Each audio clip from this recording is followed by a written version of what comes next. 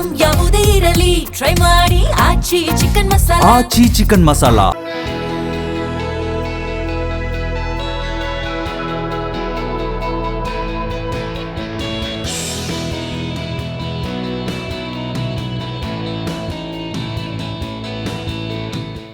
ಸಂಕೋಲೆಗಿಂತಲೂ ಒಂಟಿತನವೇ ಘೋರ ಶಿಕ್ಷೆ. ಬೂದಿ ಪಡಗ ಕ್ಯಾಂಪ್ನ ಗಜೇಂದ್ರನಿಗೆ ಬೇಕಿದೆ ಸಾಥ್. ತಿಳಿದಿರುವಂತೆ ಗಜೇಂದ್ರ ಆನೆ ಈಗ ಬೂದಿ ಪಡಗ ಕ್ಯಾಂಪ್ನಲ್ಲಿ ಸಂಪೂರ್ಣ ಒಂಟಿ. ಆನೆಗಳು ಮೂಲತಃ ಸಂಘಜೀವಿಗಳು. ಅವು ಯಾವಾಗಲೂ ತಮ್ಮ ಹಿಂಡಿನೊಂದಿಗೆ ಬೆರೆಯಲು, ಗುಂಪಿನಲ್ಲಿ ಆಟವಾಡಲು ಇಷ್ಟಪಡುತ್ತವೆ. ಆದರೆ ಇಡೀ ಕ್ಯಾಂಪ್ನಲ್ಲಿ ಗಜೇಂದ್ರನೊಬ್ಬನೇ ಇರೋದು ಅವನ ಮಾನಸಿಕ ಮತ್ತು ದೈಹಿಕ ಆರೋಗ್ಯದ ಮೇಲೆ ಪರಿಣಾಮ ಬೀರುತ್ತೆ. ಈ ಮೂಕ ಪ್ರಾಣಿಯ ಪರವಾಗಿ ಪ್ರತಿಯೊಬ್ಬರೂ ಧ್ವನಿ ಎತ್ತಬೇಕಿದೆ. ದಯವಿಟ್ಟು ಗಜೇಂದ್ರನ ಬಗ್ಗೆ ಇರುವ ವಿಡಿಯೋ ಫೋಟೋಗಳನ್ನು ಶೇರ್ ಮಾಡಿ.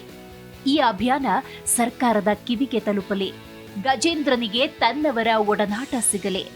ಗಜೇಂದ್ರ ಆನೆ ಸ್ಥಳಾಂತರ ಅಥವಾ ಪೂರಕ ವಾತಾವರಣ ಕುರಿತು ಅರಣ್ಯ ಸಚಿವರಾದ ಈಶ್ವರ್ ಖಂಡ್ರೆ ಅವರ ಕಚೇರಿಯೇ ಪರಿಶೀಲನೆ ಮಾಡಬೇಕು.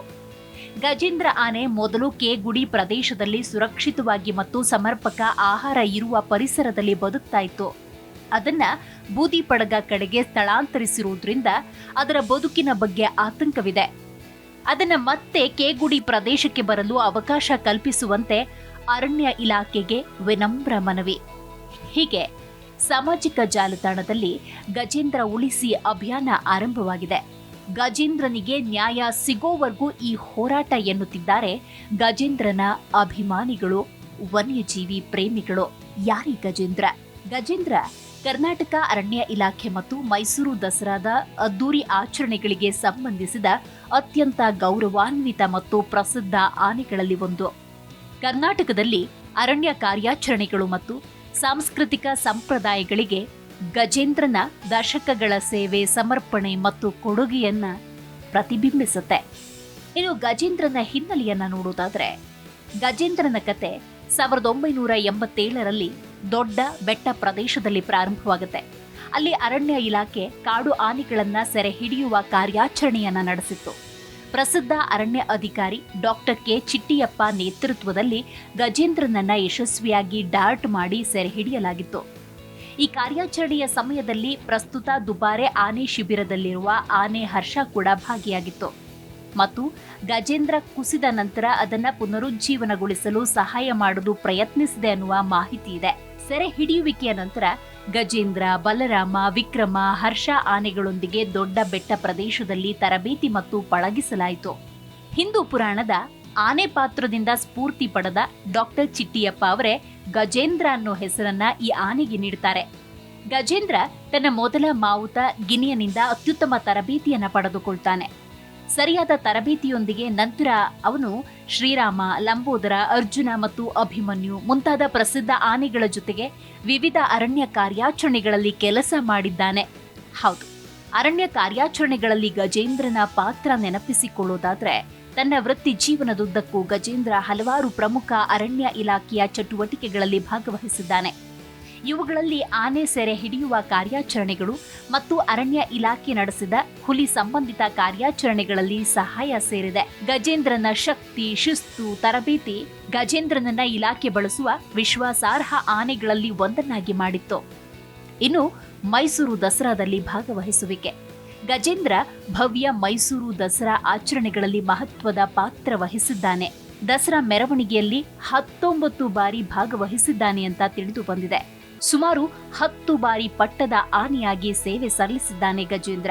ಪ್ರತಿಷ್ಠಿತ ಮೆರವಣಿಗೆಯಲ್ಲಿ ಚಿನ್ನದ ಅಂಬಾರಿ ಹೊತ್ತಿದ್ದಾನೆ.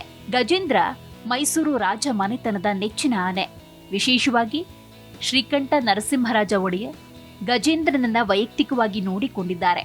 ಆಗಾಗ್ಗೆ ಬಾಳೆಹಣ್ಣುಗಳನ್ನ ತಿನ್ನಿಸುತ್ತಿದ್ದ ಪ್ರಸಂಗಗಳಿವೆ. 2013ರಲ್ಲಿ ಮಹಾರಾಜರು ನಿಧನ ಹೊಂದಿದಾಗ ಗಜೇಂದ್ರ ರಾಜನಾಯಕನ ಅಂತಿಮ ವಿಧಿಗಳಲ್ಲಿ ಭಾಗವಹಿಸಿದ್ದಾನೆ.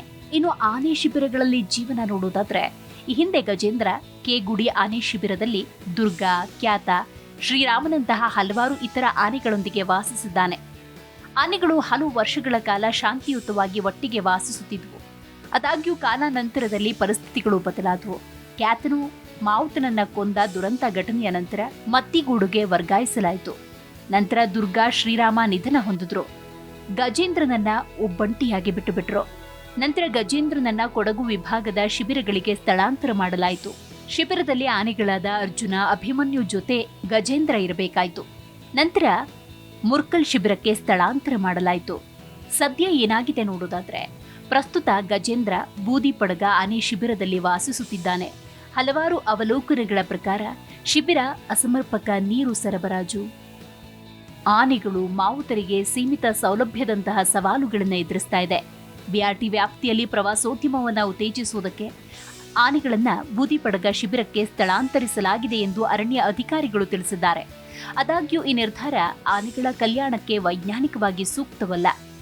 ಗಜೇಂದ್ರ ಹಲವಾರು ದಶಕಗಳಿಂದ ಕರ್ನಾಟಕ ಅರಣ್ಯ ಇಲಾಖೆ ಮತ್ತು ಮೈಸೂರು ದಸರಾದ ಸಾಂಸ್ಕೃತಿಕ ಸಂಪ್ರದಾಯಕ್ಕೆ ಸೇವೆ ಸಲ್ಲಿಸಿದ್ದಾನೆ. ಅರಣ್ಯ ಕಾರ್ಯಾಚರಣೆಗಳು, ದಸರಾ ಮೆರವಣಿಗೆಯಲ್ಲಿ ಭಾಗವಹಿಸುವಿಕೆ ಗಜೇಂದ್ರನನ್ನ ಕರ್ನಾಟಕದ ಇತಿಹಾಸದಲ್ಲಿ ಅತ್ಯಂತ ಸ್ಮರಣೀಯ ಆನೆಗಳಲ್ಲಿ ಒಂದನ್ನಾಗಿ ಮಾಡಿದೆ.